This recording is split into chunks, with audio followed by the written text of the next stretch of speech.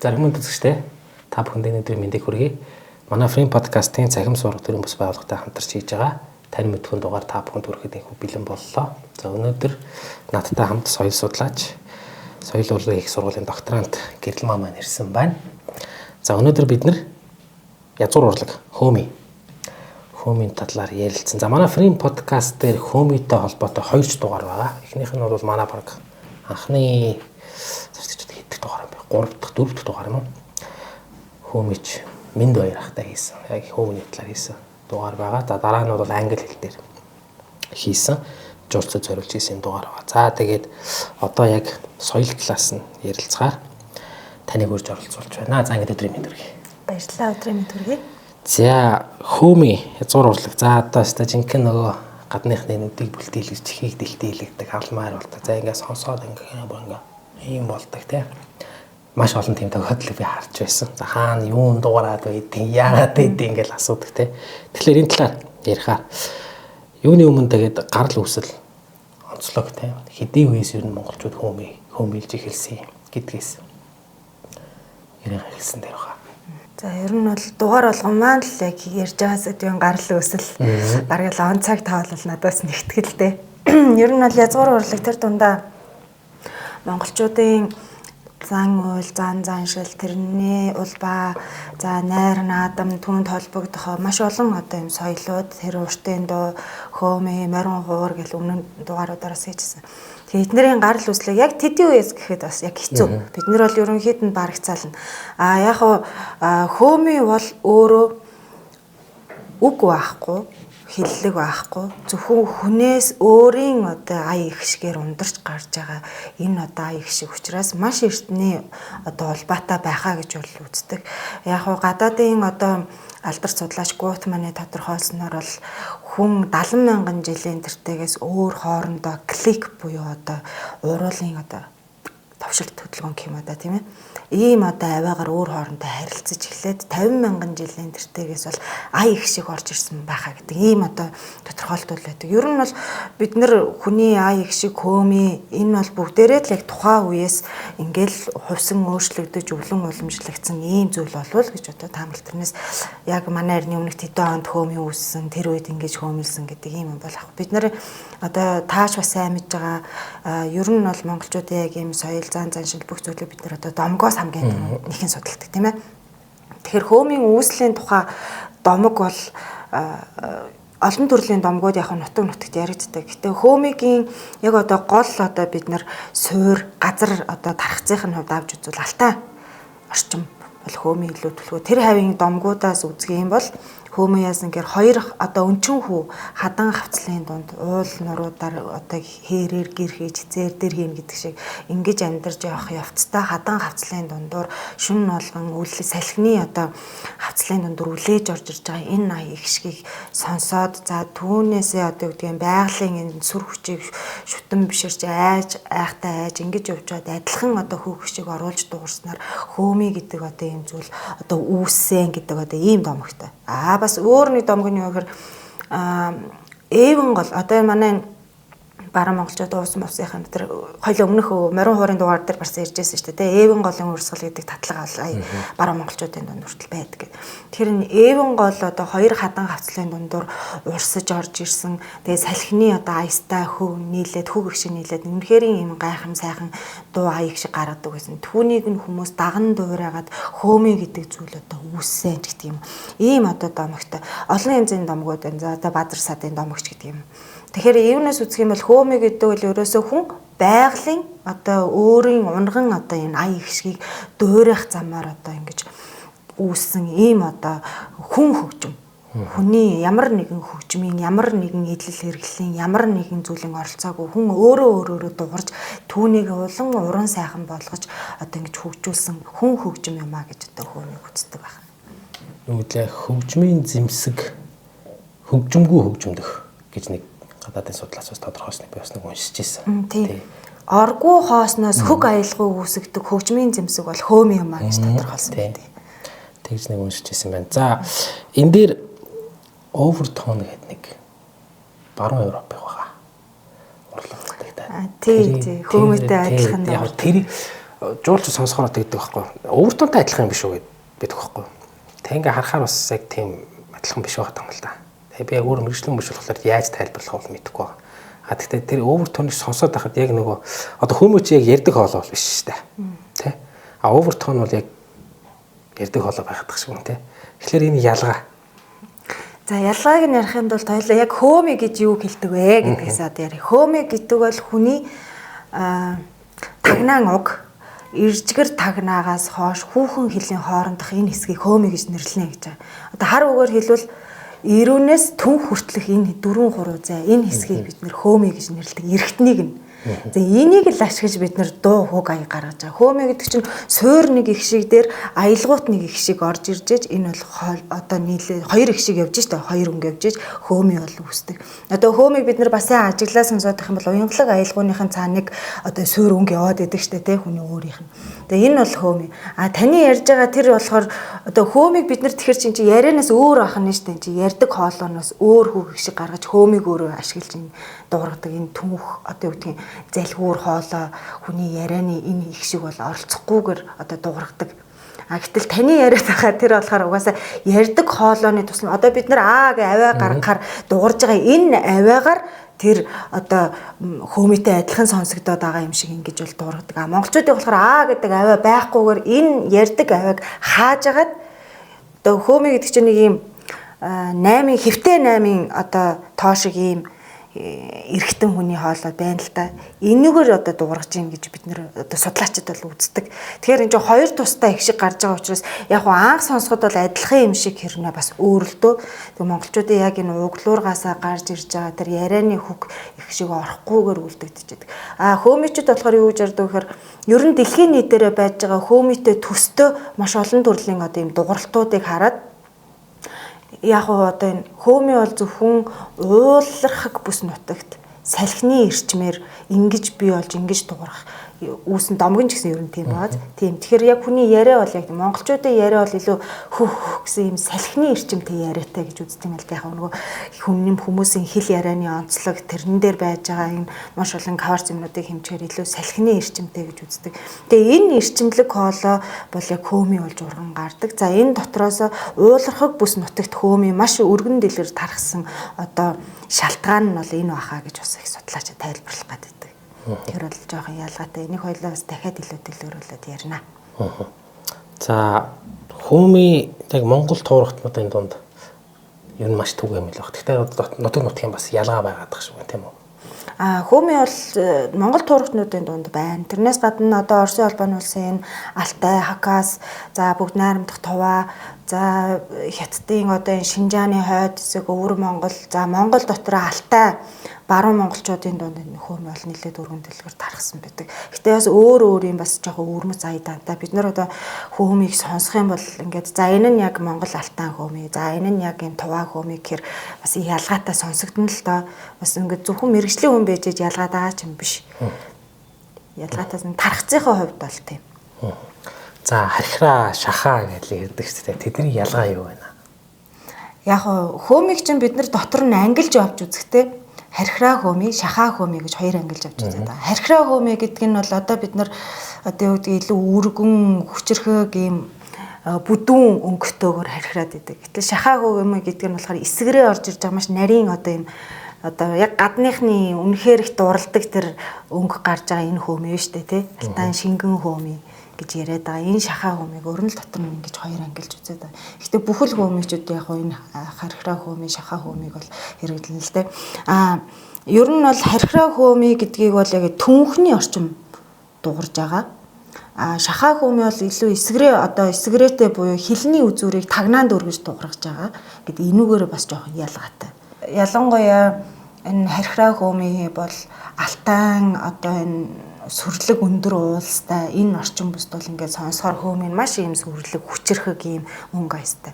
Гэтэл одоо юу гэдгийг Тэсийн голын хөөмий ч гэдэг юм уу тий цаашаа туваа ураанхажуудын хөөмий болоод тэрхээр илүү зөөлөн аястай. Яг юм усны урсгал шиг ингээд дуурд. Тэгэхээр энэ байгаль цаг уур орчны ялгаа тухайн хөөмий чи уур чадвартай бас их хамааралтай байдаг юм шиг байгаа юм. Тэгээ нөгөө газар зүйн хөгжил гэдэг ойлголт руу бид нар буцаал орж байна л та тий. Тэгэхээр одоо юу штэ нөгөө түрүүн хөөмийн тархаж ярьж байгаа. Одоо жишээлбэл туваа ураанхачуудын хөөмийг бид нар дотор нь уулын хөөмий, усны хөөмий, талын хөөмий гэж ангилаад. Уулын хөөмий гэдэгт бол харьхраа голдуу ингэж ордог. Усны хөөмий гэхэр чи эсгэрээ хөөмий голдуу ордог. Яг усны урсгал долгио дуурж ам шиг. Энийний гол төлөөлөл одоо энэ Тэсийн голын хөөмий байгаа юм л та. Сонсоход нэг тийм хүчрхэг ан амтны ийм боргил байгалийн сүрт хүчин зүйлийн тухай биш илүү юм зөөлөн уянгалаг намдуухан ийм одоо дууралтыг гаргадаг ийм хөөмий.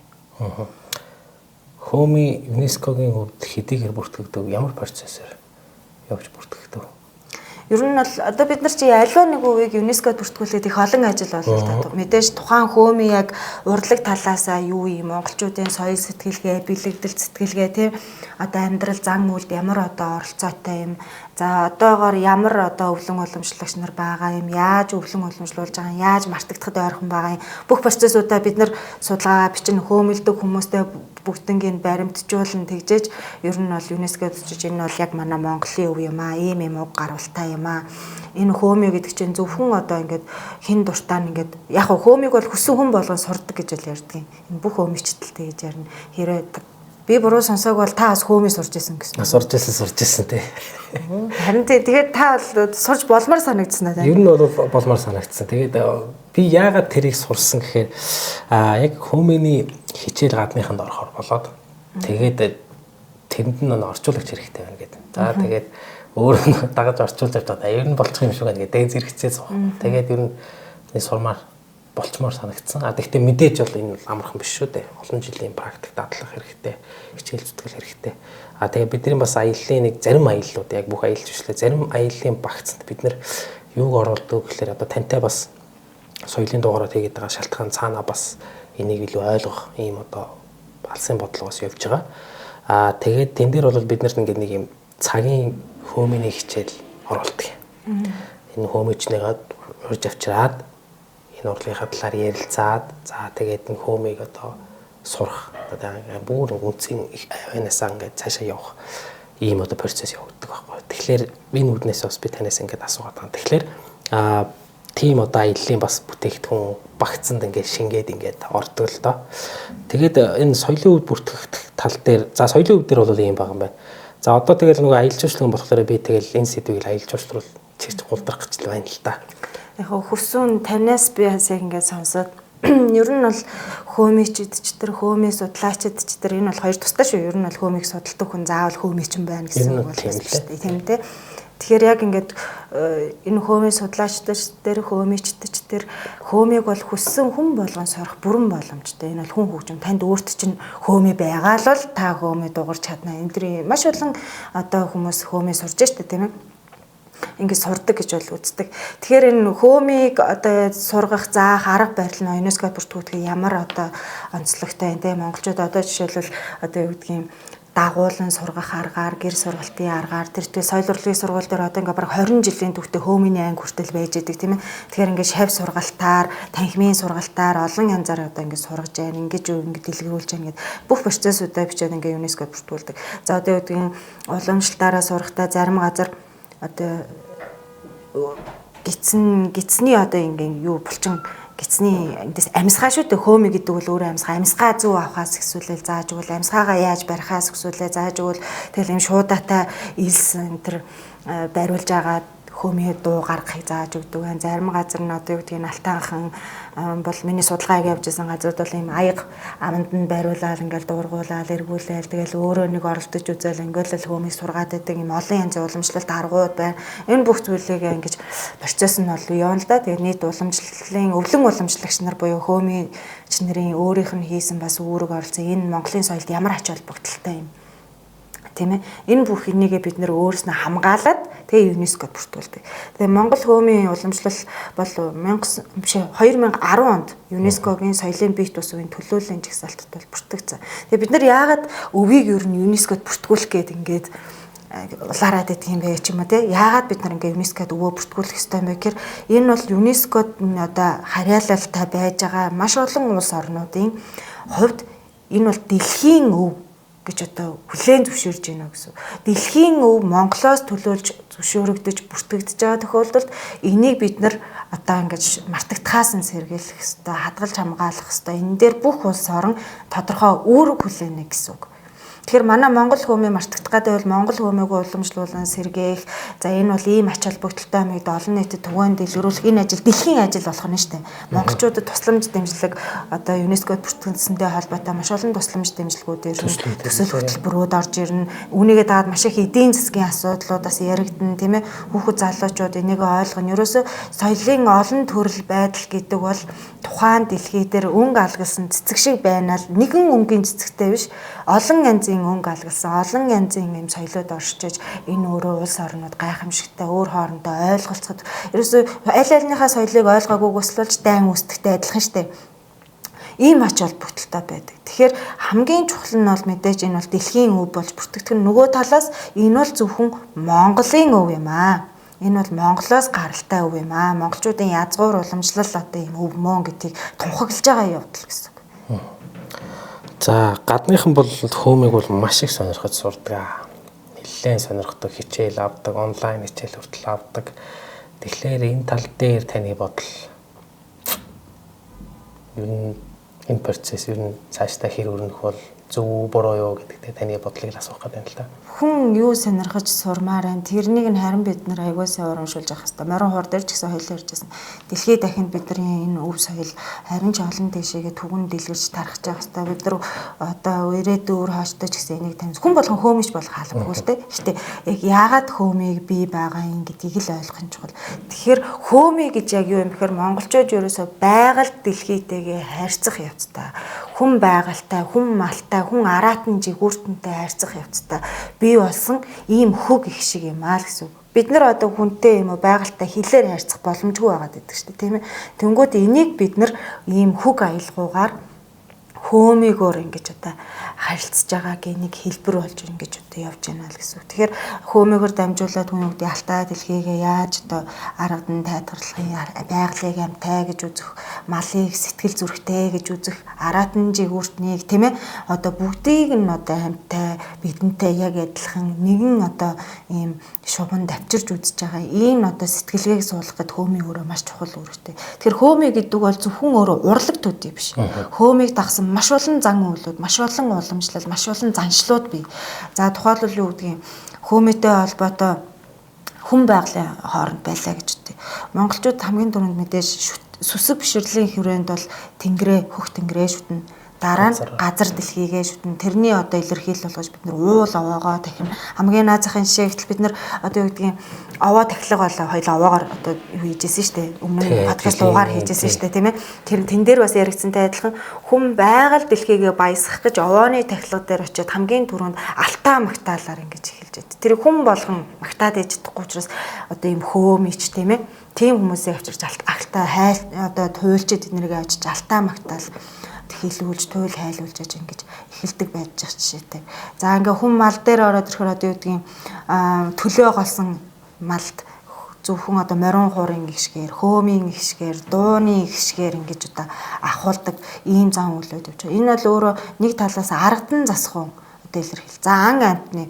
За тэр миний сонсч байсан тэр тойгоо одоо Увсад аймгийн энэ жил өнгөрсөн алтартай юм хөөмич тойгоо юу гэж өөрийнхөө тэмдэглэл дээр юу ирсэн байдаг вэ гэхээр хээр гараад хөөмөлөд явж явах явцдаа энэ бол хөөмий гэдэг бол араатан жигүүртэнтэй харилцах нэг хэл гэж үзээд байдаг. Малын урай дуудлаган дээр хүртэл ордог. Араатан амтны ангийн урай дуудлаган дээр хүртэл ордог.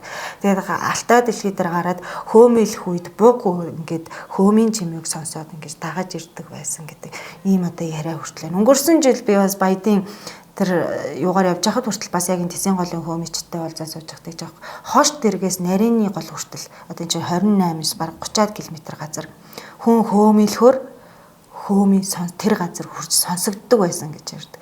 Тэгэхээр хөөмий бол бид нар одоо энэ чэнэс дуулах юм бол одоо нэг хэдэн километрийн цаанаас хаслагдаа сонсогдохоо болчдөг. Хөөмиг гэтэл болохоор байгалийн салхины аясыг дуурайж, байгалийн одоо зүйлийг дуурайж гаргасан хөг их шиг учраас байгалийн одоо энэ салхитай одоо хошин дуурайд маш холх ингэж задгай тасарч сонсогддог бай. Одоо ийм онцлогтой байж жишээ. Тийм учраас одоо тэр овооны ихэнд гарсан хүн хөөмөлөхөд тэр овооны тэр уулын бэлд байгаа хүмүүст хөөмийн яг хажууд нь юм шиг сонсогддог гэж ярьдаг. Тэгээд тэгэл одоо маш олон тиймэрхүү домог ярианууд айгүй их бий. Тэгээ эртний тэр базар садын домог гэж миний түрүүний ярьдаг. Базар сад гэдэг нэртэй одоо ийм шилийн сайр гээ да. Ирэх сайр одоо ийм язгуурт мяндагтнууд одоо юу гэдгийг те ядуу арц ард иргэдэд туслахын тулд тэднэрээ сулгаа хийж аваачиж одоо шилээ сайр аваачиж одоо хүмүүмалаа өгч ингэж ийм тэтгэдэг байсан. За тэр хавийн нутаг засууг хошууныхан барьж авах гад одоо дийлгүй уул хадаар одоо ингэж алуу болж оргон зүгтааж ингэж баригддаг байдаг. Тэгээ нутгийнхан одоо тэр базар сад гэдэг хүндээ бол маш их одоо ийм сайн одоо те хүндэлждэл чайрладаг учраас одоо тэр мань хаана байгаа бол гэхээр салхины аясаар тэр хүний хөөмийн сонсогдохоор тэр маань амьд мэд байгаа юм байна та гэж мэддэг байсан ч гэдэг юм а тийм ээ. Тэгэхээр хөөмийн их шиг бол өөрөө ерөөс юм байгальтайгаа салшгүй холбоотой гэж байгалийн хөг их шигээр бас ингэж явдаг. Тэр хөөмийн бол угаасаа л дэжтэй хүн байгалыг танин мэдэх гэсэн чин хүсэл түүнтэй эвлэлтэн нэгдэх гэсэн чин хүсэл түүний одоо ингээд ойлголцох гэсэн чин хүсэл дээрээс бий болсон юм хүмүүний хөг их шиг буюу хүн хөгжим юм а гэж үзээд байгаа ийм одоо учиртай ах нэ. Та зөв надад сонирхолтой санагдаад байна. Ер нь ингээд баруун аймагуудын талаар нэлээд ярьлаа шүү дээ тийм ээ. Алтай одоо Бая тэгээд ер нь зүүн зүгт ер нь хөөмий бас хэр арай өөр байдгүй юм ямар байдгүй. Одоо Дорнотгийн Сүхбаатар тийшээ одоо Хянган нурууны тийшээ гэсэн үг л дээ. Яг зүүн тийшээ яг хөөмийн голомт гэвэл бид нар угаасаа алтаар л угаасаа чиглэх гээд идэг. Тэгээд тэр үүсэн домгон гэсэн хатан хисаа явтай гээд. Яг зүүн тийшээ болоо төв халахын хэсгэр хөөмий бол нэг ховор л доо. Одоо ч гэсэн өвлөн уламжлагч нарын ч гэсэн ер нь маш ховор. Тэгээд яг одоо нүуний танхимын сургалтаар ч гэдэг юм а тийм ээ шав сургалтаар сүүлд бол маш олон хөөмич нар тэндээс бол төрсөн. Гэхдээ ихэнх хөөмич нар бол угаасаа баруун тэнд л байж байгаа учраас одоо би тэрийг л яриад байна л да. Зүүн тийшээ болоод төв хаалгын энэ орчимд бол хөөмийн одоо улмөр бол том бүдэг. Ховор. Өвлөн уламжлагч нарын ч гэсэн ер нь бас маш ховор. Тэгээд энэ хөөмийг гэхдээ нэг юм нь Бурхны шашинтаа орж ирсний дараагаар одоо Бурхны шашинд умзад хоолойтой лам гэж би шүү дээ тийм ээ умзад гэдэг. Тэгээ энэ нь бол хөөмийн энэ хүүг их шиг бол хөөмийч, туйлж, цуурч умзад хоолойтон тэргүүтэй хүмүүсийн тунд хөөмийн хөх шиг одоо байдгаа гэж үздэг. Тийм учраас одоо энэ Бурхны шашин орж ирсний дараагаар одоо энэ Балдан Брэвийн хийдийн умзад лам нар хангаа дэлхийд гарч агуу дотор орж умзад хоолоогоо одоо ингэж бэлдэж хөөмийнтэй яг адилхан хөг их шигээр ингэж өөрийн хоолоо бэлддэг байж байгаа. Тэгэхээр энэ умзад хоолоо гэдэг бол бас хөөмийн нэг төрөл юм а гэж Юндан Бат судлаач бол тодорхойлсон байдаг. Одоо лам нар ном уншихад одоо оройлон толгойч хүм гайхамшигтай хөг аялгуугаар одоо ингэж гоё хоолоогоор л гээдэ одоо бүдүүн баргаар хэлвэл одоо ингэж уншдаг энэ умзад хоолойтой лам нар бол хөөмийн хоолоогоор бас ингэж уншдаг гэдэг бас юм яриа бол би яриач биш юу түүхэн баримтууд ч гэсэн би. Тэгээ энийг бас бид нэр хөөмий гэж үзэж болох юм. Хөөмий бол өөрөө нэг дуу биш шүү дээ. Үг байхгүй. Тийм учраас одоо бид нэр хөөмий гэхэр дандаа ардын дуу, уртын дуу, зайл эсвэл мал ахуулах тийм одоо инг хөөслөх ч юм уу тийм мал ахуулах одоо хураг ахуулах тойг ч гэдэг юм уу. Өхөр өвлөх өөв ч гэдэг юм уу. Энэ аялгуунуудыг л өөрийн хөөмийн одоо хөөх хөшгээр гаргаж байгаа учраас ямар аяг бид нэр хөөмийгээр их шиглүүлж болно. Нэг юм тохиолдол гарсан юм. Бид нэг юунд орохгүй айлд орохгүй тийч дунд гууд одоо баруун тийш чинь сайхан байлоо дэлгэр хангаан байлоо тэгээд хөөмийн тухай ингээд яриад угаасаа нахуу махуу бол ингээд явчихж байгаа юм чи тэгээд хөөм яриад тэгэл тэндээс нэг бүсгүй хөөм илгүй юу за тэгээд нөө эмхтэн хөөм илгөр нөгөө манаж уулзтад л их сонио харагдсан юм шиг тэгээд эмхтэн ингээд хөөмөлд юм уу болд юм уу ямар сонин дууртай ингээд ер нь энэ тал дээр эмхтэн хөөмөлөх тал дээр миний хувьд бол ямар ч асуудал байгаагүй л тэгэл гоё сонсогдсон. Тэгэхдээ одоо манай жуулчдын хувьд яагаад ч дандаа эргэтэн хөөмөлөхийг харсаар байгаа тэгэж асуусан юм болов уу? Одоо хөөмичдийн дунд бас эмэгтэй хүн хөмөлдөггүй, туйлэгч гэсэн эмэгтэй хүн хайрдаггүй гэл олон янзын зүйлсүүд л яригддаг. Манай судлаач нарын бичиж тэмдэглэж байгаагаас харах юм бол ер нь бол эрт дээр үед хөөмийг эмэгтэй хүн хөмөлөх бол цээртэй байсан гэж үздэг эмэгтэй хүн хөмөлөх. За тэр нь юу гэхээр одоо энэ хөөмэ гэдэг бол өөрөө бас хүнээс маш амьсгааны ч юм уу те энерги хүч шаарддаг бас тодорхой хэмжээний ийм одоо урлаг шүү дээ. Эмэгтэй хүн бол илүү нөгөө савтай хүүхэд төрүүлдэг. Бие одоо ингээ биеийг нь хайрлаж байгаа нэг илэрхийлэл юм а гэж бол яг манай хуучны хөөмишнэр бол тайлбарладаг. Гэтэ эмэгтэй хүн бол хөөмийн 20 цэрүүд гэж байна. Ямар үед хөөмилэх үү? Ямар үед хөөмилэхгүй байх уу? Ямар хүн хөөмилэх үү ч гэдэг юм а тийм ээ. Тэгэхээр энэ эмэгтэй хүн бол уламжлалтаа төдийлөн хөөмөлхийг одоо дэмждэггүй тийм цээртэй байсан л гэж ер нь бол үздэг. Тэрнээс гадна одоо байгаль дэлхий хувиран өөрчлөгдөж байгаа цагаар хаврын их шуургатай цагаар салхит дэрвсэн цагаар хөөмөлөхгүй гэдэг ч юм уу тийм ээ. За одоо тэгээ монголчуудын зөндөө бол 20 цэрээд байна шүү дээ. Одоо тэгээ ядчил одоо эн чинь нэг төрлийн ая их шиг дуу хоор учраас одоо юу гэдгийг одоо өхөл зовлон тохиолдсон газар ч юм уу тийм ээ оршуулга болж байгаа газар одоо ямар нэгэн тийм газар одоо хөөмөлөхгүй ч гэдэг юм. Ийм 20 цэрүүд байна. Энээсээ гадна дахиад эсрэг талд нь хөөмөөгөр хийдэг заслууд гэж байна. Одоо юу гэдэг түрүүний миний ярьдгаар дээр одоо төл мал ахуулахад хийж байгаа одоо хөөмилж байгаа энэ бол нэг төрлийн арга засал. Нөгөө төгөр одоо юу гэдгийг хүүхдээ голж байгаа эхийг хүртэл хөөмийн ихшгээр уяран хайлуулж застдаг байж байгаа жишээтэй.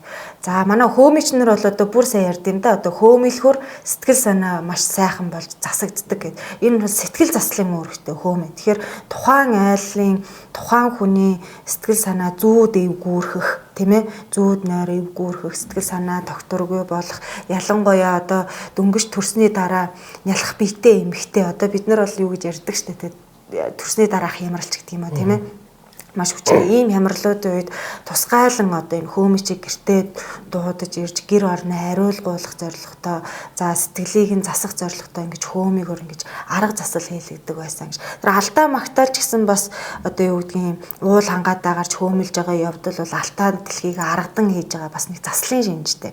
Тэгэхээр хөөми бол өөрөө аргадан засахыгээд 20 заслын олон төрлийн хөөртэй агуулсан зан үйлийн шинжтэй өв юм а гэж одоо манай энэ дүүрэмаа гэдэг нь яг энэ хөөмилхүү хайлхан харилцан шүтэлцээ гэдэг сэдвэр доктор хамгаалсан маш мундаг одоо энэ судлаач бүсгүй одоо ийм томьёолол тодорхойлолт байж байгаа байхгүй. Монгол хөөми бол хүн урлаг гэж бид нэр ойлгоод байдаг шүү дээ. Язгуур урлаг энэ бол хөгжим энэ бол одоо найр наадмын үед л ингэдэг хүмүүсийн одоо баяр цэнгэлийн үед тоглодог гэдэг боловч хөөмигөр маш олон зүйлийг аргадан засдаг. За тэрнтэй холбоотой 20 цэрүүд байдаг. Энэ бол зан үйл юм а гэж. Зан үйлийн шинжтэй өв юм а гэж ингэж үзээд байдаг. Тэгэхээр эмэгтэй хүн хөөмилэхэд бол одоо яг хөөмилж байгаа эмэгтэйчүүдийг сонсохоор бол миний ойлгосноор бол ялангуяа тэр шахаа хөөмийг бол эмэгтэйчүүд маш гоё бас хөөмилдэг л дөө. Их гоё цэвэрхэн нуглаадаа их гоё ингэж хөөмилдэг. За тэр хөөмийн судалгаанд явж байхдаа нэлээд хэдэн эмэгтэй хөөмичдийн хөөмилж байгааг сонсч л байлаа. Тэдний яриаг сонсч л байлаа. Энэ бол гэхдээ уламжлал гэдэг бол өөрөө цаг үетэйгээ хамаарад харилцан хувьсан өөрчлөгдөж байдаг ийм одоо зүй тогтолтой. Өөрөө эн чинь өөрөө ингээд нэг таг хэртэл ингээд барьчих юм бол цацаамаг байх юм бол энэ өөрөө зан үйлч гэсэн өөрөө тийм шүү дээ. Энэ яг л ийм хэвээрээ байх юм бол хүний эрхийн асуудлыг хүртэл хөндөж эхэлдэг. Одоо тэр төвдүүдийн бэрүү одоо хулгайлдаг явдал ч гэдэг юм а. Хятадуудын тэр хөлийг нь одоо хугалж баадгандаг хөлий болт идэг соёлч гэдэгт яг адилхан байхгүй.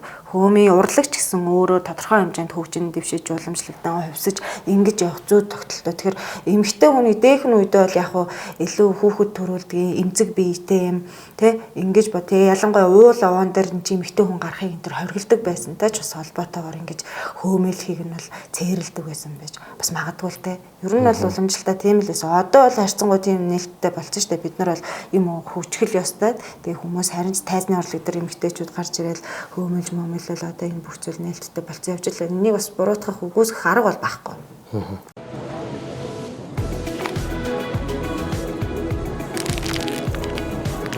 Үнцрийн хаягдалгүй сургууль. Тэр хөөмө байгаль дэлхийтэй яаж холбогддөг юм бэ гэдэг дээр би яг судалгаанд явж байгаа тэр яг хөөмийн судалгаанд явж байгаад нэг хөөмөчийг дагуулад нарийн их гээд бүр яг тэр урт булаг одоо тэр говийн одоо элсэн Монгол элсэн дунд байж байгаа юм бүрд газар шүү дээ. голын их дээр тэнд очихоор ийм оргилдог элс гэж байдаг байхгүй. Тэр оргилдог элс нь усан доороос ийм цэвэр ийм элстэй. Тэгээд хүн дэн дээр очиж уянгалаг хөгжим гаргах юм бол ингэж айгүй гоё буцалж байгаа ус шиг ингэж оргилдог. За тэгээ бүр бас тэр цаашаа уулын дэше бас ингэж оргилдог булаг энэ төр. Тэн дээр очив хүн хажууд нь дуулах юм бол зүгээр ингээд нөгөө юм ус нь ингээд нэг юм чулуу хаяхаар ингээд нэг юм дөргөө өсдөг штэ. Тийм байдалтай дуурна. Тэгээ хөөмичиг авчиад хажууд нь хөөмөлүүлсэн чи ямар гоё оргилж юм гэж бодож байна дээшээ. Тэгэхээр энэ нь бол хөөмэ гэдэг бол яалтчгүй байгалийн хөг их шиг байгаа байхгүй. Хүнээс байгальтайгаа харьцаж гарч ирж байгаа. Тэрийг хүн өнөдөр үзэхгүй юм бол бас сонсоод ойлгодгүй юм лээ. Би бас яг хөөмийн судалгаан дээр явжаад яг тэгэхэд тэр чин манай Тэсийн гаралтай хөөмич одоо энэ Усын театрт ажилладаг байхаа Басан гэж хөөмичтэй явж ирсэн залуу хөөмичлээ маш мундаг хөөмич би. Тэгээд тэр Басангийн хөөмийг сонсоод тэгэхэд тэгээ ялангуяа тэр ардын дуунуудыг хөөмийлүүлэх алтаа дээр очиж байгаад яг алтаан тэр бүс нутгийнхны дуунуудыг хөөмийлүүлэх энгийн зохиолын дуу хөөмийлүүлэх тэс дээр очиж байгаад одоо тэр Тэсийн голыг дагсан хөөмийн нэг одоо бас нэг төрөл вэ штэ Тэсийн голын хөөмий гэдэг ингээд Тэсийн голыг давсан ингээд уусаа завхан ингээд Тэсийн голыг давсан хөөмий тэрийг ачаад яг тэр Тэсийн голын аялалгүй баян цагаан нутагт их ч юм уу тийм ээ улаан шаргал моримж гэдэг юм. Яг тэр өөрснийх нь хөг ая уртын дуунуудыг хөөмийлүүлэх хоёр бас тэнгэр газар шиг ялгаатай. Одоо тэгээ нэг юм хөөмилж үзүүлж мэдэхгүй болохоор бас яг сайн тайлбарлаж би бас чадахгүй л байна л да. Тэгэхээр яг тухайн бүс нутгийн онцлогтой хөөмий тухайн бүс нутгийнхаа дуунуудыг хөөмилэхэд бүр их уран яруу гоё дууралцтай гардаг. Тэр алтаан хөөмий бол яг алтаан дуунд байж байгаа тэр сүрлэг хүчрхэг сонсож гисэн яг тэр одоо ая хэзүүдийг сонсоход бас их гоё сонсогдно. Тэр голын хөөмий одоо түрүү хоёул ярьсан шүү дээ. Уулын хөөмий, усны хөөмий, талын хөөмий гэж байгаатай адилхан. Талын хөөмий, усны хөөмий эднэр бол тэр сүрлэг хүчрхэг биш. Яг тухайн нутагт дуулагдж байгаа зөөлөн ая гэх шиг бүхий тэр дуунуудыг очиж хөөмийлэхэр бас их өөрөөр гоё. Тэгж яг өөрөө өвөрмцөөр ингэ сонсогддог. Сонсгоор тэс өөрөө ялгаатай юм байл л та. Эрхэм үзэгчтэй энэ дээр бас нэг зүйлийг хэлмээр санагдлаа. Цахим сурга төрийн бус байгууллага. За подкаст байгаа. Одоо маш сонирхолтой дугаарууд байдаг. За манай гэрэл маань өөрөө хөтэлдэг тий. Тэгэхээр та бүхэн бас цахим сургын одоо YouTube сувг руу орж үзээд за тэнд одоста тондоо нүүдэл, хангаан нүүдэл, торгууд нүүдэл тэргээл одоо ингээл яг та өөрөө яг олоод таагаад үзэж чадах юм бол маш сонирхолтой юм. Үйл өмчлөлийг харуулсан дугаарууд байдаг. Та бас энэ завшааныг ашиглаад та бүхэн бас нэг ороод сонирхоод үзээрэй гэж бас энийг хэлмээр байна. За хөөмийг судалдаг гадны судлаачд ер нь хэрвээ байдаг юм бэ?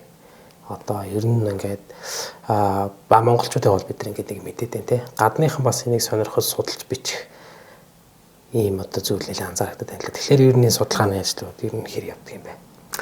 Яг уу манай язгуур урлаг дотроос уртын дуу, морин хуур эднэр бол маш сайн судлагдсан. Гадны судлаач ч гэсэн ер нь бол маш сайн сонирхож судалсан. За хөөмий бол яг хит хитэн гадны судлаачид судалсан байх нь би гэхдээ их бага. Хөөмий бол өөрөө маш бага судлагдсан. Яг одоо бидний судалгааны дотроо Сурангаа ч юм уу, Сангид Оржгаач гэдэг юм уу, Тойвгаач гэдэг юм уу, томоохон хөөмийг хөгжүүлэх судалгад хувь нэмэр оруулсан монгол судлаач нь бол түлхүү. Гэхдээ энэ хөөмий гэдэг чинь өөрөө өгүүлхэн эрхтний шүтэлцээ дурлаг гэж явдаг байхгүй. Язгуур урлаг дотроо за морин хуур эднэр чинь бол хөгжимдөх урлаг, уртын дуу чинь бол дууны дуулах урлаг гэж явж байна. Хөөмий болохоор өгүүлхэн эрхтний шүтэлцээ дурлаг гэдэг дээр хөөмий, цуур эднэр бол орж ирдэг. Тэгээ хөөмий чин дотроо бас их олон янз штэ. Уруулын хөөмий, тагнаа хөөмий, одоо тэгээ эсгэрээ хөөмий өөрөө хөвчлээ олон янзын дандалтаа хөөмий ч энэ төр гэдэг юм а тий. Тэгэхээр энэ хөөмийг яг судлахад миний ойлгож байгаагаар судлаач нар ер нь их бага юм билээ. Тэгээ би бас яг сайн мэдэхгүй нэг гадны ямар судлаач нар яг яаж судалж тодорхойлж ирсэн бол гэдгийг нь. Тийм. Ер нь бол яг судалгааны эргэлтэнд маш бага орсон л гэж ярьдаг. Энийг бид нар чинь яг урлаг талаас нь судалжаад урлагийн талаас нь судлахаар нэг хөгжмийн үн судлахгүй бол бас болдгоо. Тэр нэг хөгжмийн үн чинь ингээл за ийм нооттай, за ингэж нотлжуулах бас хэцүү тэр чинь ая их шиг юм чинь. За ийм кварц өнгөтэй тийм байна, ийм шахаа хөөмийн алтай хөөмийн юм байна, иймэр ялгаатай байна. Товаагийнхаас ийм байна. Энэ бол хүний хөг их шигнээс хүнээс гарч байгаа гэд хүний судалгаар руу нэг ороод, хөгжмийн судалгаар руу нэг ороод, за ямар тохиолдолд энийг хөөмөлт ингээл миний түрүүний яндаг зан үйл рүү нэг ороод их өргөн ийм одоо зүйлүүд рүү орж ирж байна. Тэгээ яг хөө миний яг сайн санаж байгаагаар тэр Гутманы судалгаан дээр юу гэж хэлсэн байдаг вэ гэхээр ерөөсөө монголчуудын энэ хөөмийн урлаг бол хүн байгальтай, хүн малтай, хүн аратанжийн хүртэнтэй харилцах дохионы хэлний үндэс юм а гэж одоо тодорхойлсон байдаг байхгүй. Тэгэхээр энэ бол хөөми гэдгийг бол бид нар зөвхөн бас урлаг талаас нь хараад байвал өөр бас явцсан болох гэдэг нь шүү дээ. Тэгэхээр энийг олон талын эрдэмтэд одоо энэ хөгжим судлаачид, дуу судлаачид, хөөмичид өөрснөө бас их судалсан байт. Ер нь бол хөөмичид их судалсан байт. Тэгээ энэ судалж байгаа хэвчээ энийг нь хөгжимдлэг талаас нь нэг судлаад тийм ээ одоо зан үйл талаас нь нэг судлаад ч гэх юм уу хоолойны хөвч одоо юу гэдэг эргэтэн талаас нь нэг судлаад тэгээд олон талаас нь ингэж одоо судалсан байдаг.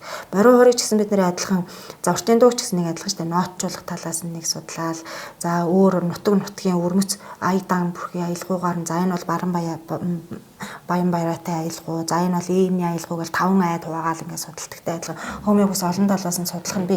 Гэхдээ судлахдаа яг хөө сүүлд уншижсэн тэр Өндөн Батгайн судалгаан дээрээс бол хөөмийг бид нэр ер нь бол их дашинд байдалтай за нэг хөөми гэдэг нэг ийм л юм байна да гэсэн тодорхойлох маягтай ингэж судалсан болохоос илүү гүн гүнзгий орж ингэж судлагдсан судалгаа бол тун хомос байна гэж бол бичсэн байдаг. Тэр одоо манай хөөмич нар бол өөрснөө бас энэ судалгаар их орж байгаа бол байх л та. За баярлалаа. За миний асуултыг энэ түрээд өндөрлөө. За судлаачны хувьд танд өшөө нэмж хэлэх. За энийг асуучихгүй явдаа гэж бодож исэн зүйл байна уу? Яг ярьж байгаа тохиолдолдоос яг санаанд орж ирж байгаа юм алгалаа. Гэхдээ ер нь бол монголчуудын язгуур урлаг тэр дундаа бүхий л одоо энэ өв бол өөрөө монголчуудын яг байгаль хүн мал те яг ахуй орчинтойгоос үүсэж бий болсон ийм өв байдаг учраас бид нар тэр болгонтой хамааруулж судлахгүй бол бас болдоггүй. Тэгээ ялангуяа энэ хөөмичийн гадныханд бол хамгийн их танигдсан хамгийн их сонирхож одоо гайхширч хардаг зүйл бол энэ хөөми шүү дээ. Тэгэхээр бид нар бол бас хөөмийг дараагийн явцдаа илүү бас судлах хэрэгтэй юм байна л гэж одоо бодож байна да. Яг таны яриаг сонсоод нэрээ харж нэрээ манай бид нар өөрснөө чи хөөми их одоо тийм өргөн дэлгэр судлагдаж чадсан одоо ийм сэдв биш юм гэж мэдээд идэг хэрнээ судлахгүй яваал байдаг юм байна л да. Тэгэхээр энэ дэр нэг асуудал бий л дээ. Бид нар ч юм бас өөрснөө тухайн хөөмийг урлаг талаас нь илүү гадныханд ойлгуулж харуулах гад байдаг учраас тэр талаас нь илүү бас судалсан судалгаанууд ч бас их байдаг. Тэгэхээр бас нэрээ монголчуудын ахуй амьдралтай холбоотой судалгаануудыг бас илүү төлхөө явуулах хэрэгтэй байна гэж дөнгөж сая бодогдлоо. За баярлалаа. За эрхэм үзэгчтэй манай подкастын энэ удаагийн дугаар энэ түрээд жаргаж байна. Өнөөдөр бид нэр хөөминий тухай ярьлаа. За ингээд цаашдаа бас бие биелгээ эдэргээд сонирхолтой сэдвүүдийг ярих байгаа. За ингээд цаг гаргаад хүрэлцэн ирсэн танд баярлалаа. За их завгүй байдаг хүн судалгааных нь ажилд амжилт хүсье. За баярлалаа.